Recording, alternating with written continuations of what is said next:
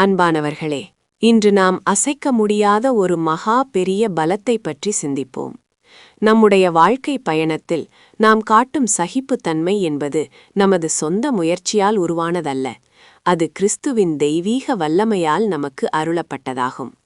என்னை பலப்படுத்துகிற கிறிஸ்துவினாலே எல்லாவற்றையும் செய்ய எனக்கு பலனுண்டு என்று பிலிப்பியர் 4:13 நாம் வாசிக்கிறோம். நம் ஆத்துமாவிற்கு ஒரு உன்னத கீதமாக விளங்கும் இந்த வார்த்தைகள் வாழ்வின் எந்த ஒரு சூழலிலும், அது குறைவோ அல்லது நிறைவோ, எதையும் வென்று முன்னேற இயேசுவின் வல்லமையே நமக்கு போதுமானதாக இருக்கிறது என்பதை பறைசாற்றுகிறது. அந்த மேலான வல்லமை நம்மை ஒவ்வொரு நாளும் வழிநடத்தட்டும். ஜெபம். ஆண்டவராகிய இயேசுவே, என் பலவீனங்களை உம்மிடம் ஒப்படைக்கிறேன். என் வாழ்வின் பலத்தின் ஊற்றாக இருப்பதற்காக உமக்கு நன்றி.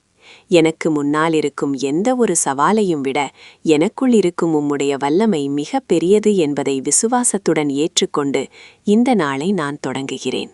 ஆமேன்.